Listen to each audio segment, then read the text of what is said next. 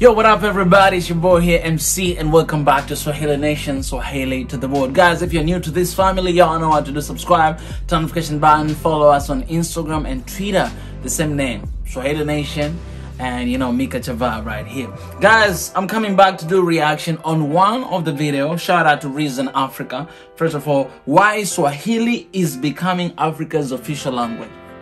Alright, I've been saying for a long time about one Africa, love and peace, and one of the ways is actually to find a common language that all Africans will speak apart from foreign languages. And one of the language that is widely spoken in Africa is Swahili. Alright, that's why we have SwahiliNation right here. SwahiliNation, Swahili to the world. That's what we have always been saying. I'm coming back to do reaction for these guys, and I'll teach you a little bit of Swahili before doing reaction for this video.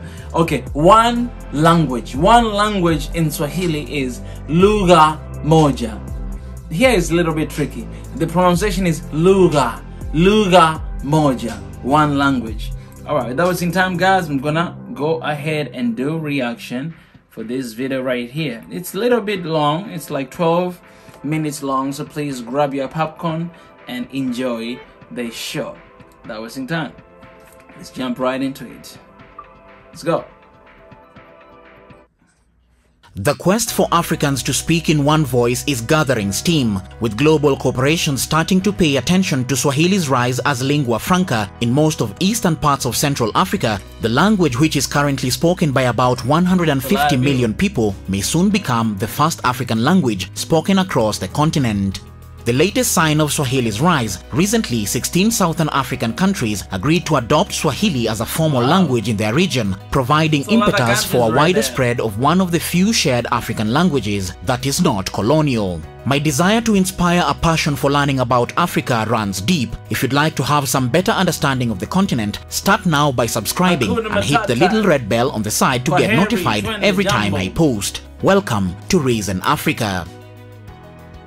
The majority of African nations fall within one of three colonial legacies of an imposed unifying language. Francophone, these are French-speaking nations. Lusophone are Portuguese-speaking, or Anglophone, which are English-speaking. However, in truth, Africa is home to approximately 1/3 of the world's languages, with anywhere between 2,000 and 3,000 languages. There are at least 75 languages in Africa which have more than 1 million speakers. The rest are spoken by populations ranging from a few hundred to several 100,000 speakers. No other continent even approaches this human diversity in language. Swahili, a Bantu language, stands out from the rest, the most spoken and widely studied indigenous language in Africa. Its rise, development and spread also makes it the only African language in the African Union and has over 150 million speakers. It is the national and official language of Kenya, Tanzania and more recently Rwanda. Swahili's exponential growth makes it the lingua franca of the African continent, spoken as a second language by millions of people in Mozambique, Burundi, Zambia, Malawi, the Comoros Islands, the northwestern part of Madagascar, southern Arabian countries such as Yemen and Oman, as well as other parts of the world, making it Africa's most internationally recognized language. Swahili is derived from Sawahil, an Arabic word meaning people of the coast, and the language is known as Kiswahili to its speakers. It's relatively easy to learn Swahili. It doesn't use tones, and unlike Arabic and Amharic, it uses the Latin alphabet. Some world-famous Swahili words are Jenga, known by many people in the US as a block-building game, which means build. African-American cultural festival Kwanzaa, which means fast. The Lion King's Simba means lion. Rafiki means friend. Hakuna Matata means no worries. Michael Jackson's Liberian Girl Nakupenda Pia means I love you too. Swahili has easily spread across Africa, partly because Swahili feels familiar to many Bantu speakers. Swahili is part of the Bantu language family, which is spoken in a very large area, including most of Africa from southern Cameroon eastward to Kenya and southward to the southern tip of the continent. The population using Kiswahili in its expanding footprint out of Africa is not easy to tell. No comprehensive research has been carried out to establish this. However, it is known that Kiswahili is offered as a foreign language subject in many universities across Europe, America, and the Middle East. The subject is said to be a popular choice for undergraduates in African studies who are required to study a foreign language for their graduation requirement. It is estimated that over 100 universities in the USA, including the most prestigious ones, offer Kiswahili as a subject of study. Another important factor driving the international status of Kiswahili is the expanding circle in mass media. Kiswahili features in some of the world's leading radio stations such as the BBC Radio and BBC Television, Voice of America, Radio Deutsche Welle, Radio Moscow International, Radio China International, Radio South Africa, Radio Cairo, and Channel Africa. Such examples offer us some perspective of the power and potential of a global use of Kiswahili. Apart from relaying information and informative programs, the radio and television stations offer entertainment in form of Swahili music, which is increasingly loved across the board.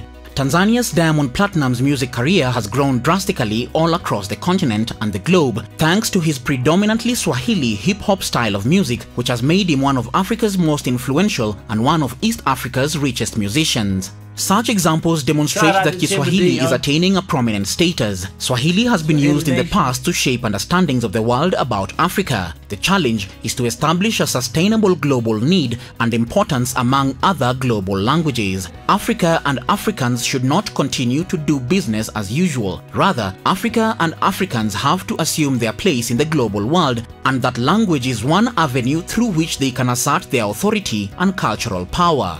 If you believe Kiswahili will achieve a recognized global power in the near future, type Kiswahili kitukuzwe in the comment section below and keep watching for the translation at the end of the video. Something important to note is that the growing world status of Swahili neither competes for, negates, or invalidates the importance of any other African language. From the statistics, Swahili is leading the pack, and by doing so has an opportunity to advocate for the development of other African languages. A language does not become global or universal because of the size of the population it serves. Rather, it is determined by the function it serves and the recipients of these functions. Around the 6th century, Swahili people began trading with the Arab, Persian, Indian, Chinese, and Southeast Asian people in the Indian Ocean trade. Long before the first Europeans arrived in the area, several coastal city-states grew and flourished along the East African coast, which was dubbed Swahili Coast, a 2,500-kilometer stretch of the Eastern African coastline and adjacent island archipelagos of the modern countries of Somalia to Mozambique.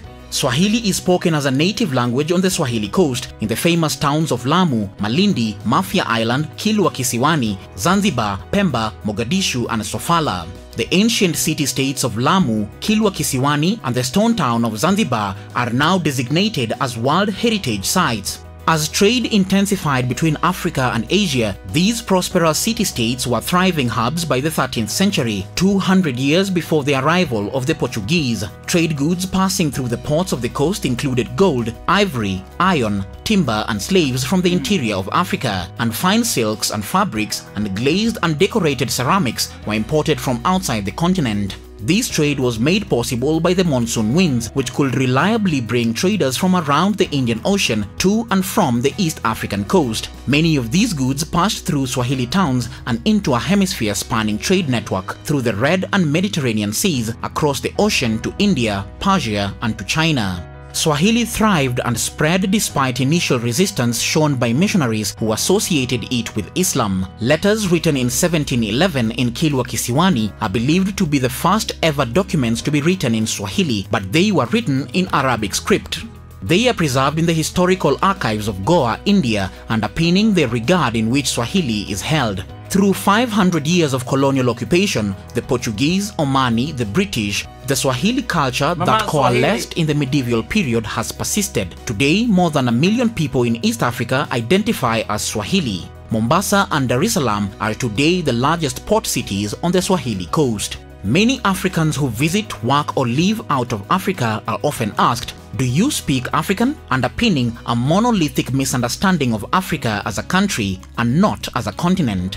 I have addressed this extensively in a playlist. Click here on the YouTube card to watch it next. Perhaps an effective way to explain this is to equate the question, "Do you speak African?" to another question. Does anyone speak European? Or does anyone speak Asian? Or does anyone speak Australian or United Kingdom? Why? Because no one can speak a place. Maybe the response to the question, "Do you speak African?" would be answered aptly, "No, but I speak Swahili, an African common language." The spread of Swahili is demand-driven, especially among the business community, as international businesses look to expand into the African continent. US-based social networking site Twitter in 2018 officially recognized Swahili as a language, making it the first African language to achieve that accomplishment. Swahili speakers started tweeting away in Kiswahili without worrying that their tweets will end up being labeled as Indonesian, as was the norm. Netflix, the world's leading entertainment streaming service, introduced Swahili subtitles to its TV and film services, and also noteworthy, South Africa's Economic Freedom Fighters Party Julius Malema suggested Swahili be adopted as the language of the African continent.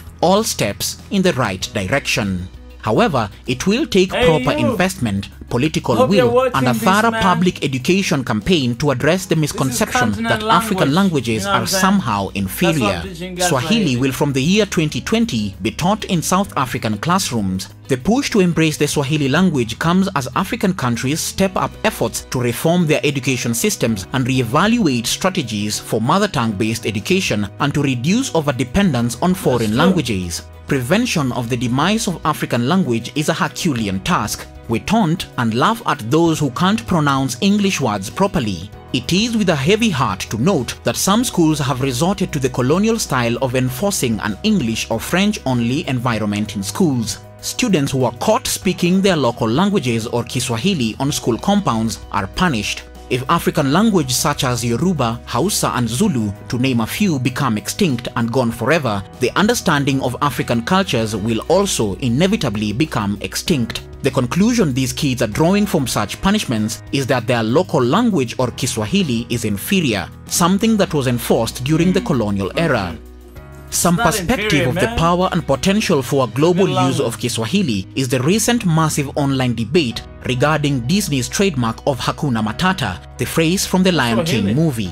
While a few people thought the trademark was a smart move for the company to rake in profits off of it, an overwhelming majority, mostly Swahili speakers, cautioned African governments to take stronger steps to protect African culture. Acclaimed Kenyan author Ngugi wa Thiong'o said it would be like trademarking good morning or it's raining cats and dogs in the case of English. He says Hakuna Matata is a common phrase we use every other day. No company can own it without the consent of the people who speak the language. A famous centuries-old story from the Bible is told of the construction of the Tower of Babel and subsequent dispersion of languages across the world. It tries to explain why there are so many different languages in the world. In the story, the whole world had one language. The tower was a grandiose project and would have been the ultimate man-made achievement. God observed what a powerful force the people's unity of purpose created, and as a result, he confused their language, causing them to speak many different languages so that they wouldn't understand each other, therefore thwarting their plans. Without the ability to communicate through a common language, it is quite impossible for people to cooperate. Africa is confronted with this because of its dependency on foreign languages for communication, education, and trade. Empires can only be built where there is a common language. Mass adoption of Swahili will position it to compete favorably with other globalized languages of the world. In a continent with over 1.2 billion people and more than 2,000 languages, Swahili may face some headwinds to become Africa's common language, but as the numbers show, it is Africa's best bet. Kiswahili kitukuzwe means all hail Swahili. Listen, if you'd like to have some better understanding of Africa and its countries, this video on the screen right now can help you to do just that. Yes, that's why we have SwahiliNation, yo. We say, this is what we say always, SwahiliNation, Swahili to the world, alright? We just want to introduce Swahili to the world, man. It's the most spoken language in Africa, Swahili, right? I know we can have a lot of debates. You might be coming from different country and you're like, oh, my language, I want it to be an African language. That's okay. It's okay to pull on your side, but let's just stand on the facts that, you know, majority, more than 150 million people, they speak Swahili. And not only in one country, of course, Tanzania, that's where I was born, and everybody speak their Swahili. But we have Kenya, they speak Swahili. We have Uganda, we have Rwanda, we have Burundi, we have Congo, we have, when you go there, Zambia, we have Comoros, we have Somalia, we have different countries speak Swahili, man. Like, speak Swahili. So this is the time, man. If you want to unite people, if you want people to become one, we're learning Swahili. That's why I'm here every day teaching you guys Swahili. Today, I taught you one language in Swahili, which means lugha moja. Alright guys, I'm just gonna get out of here. I appreciate for stopping by. Subscribe, follow your boy on social media. Also stay connected with One Africa Podcast. Until next time, Swahili Nation, Swahili to the world. Don't forget, love one another and spread peace. Whatever you are, I'm out of here.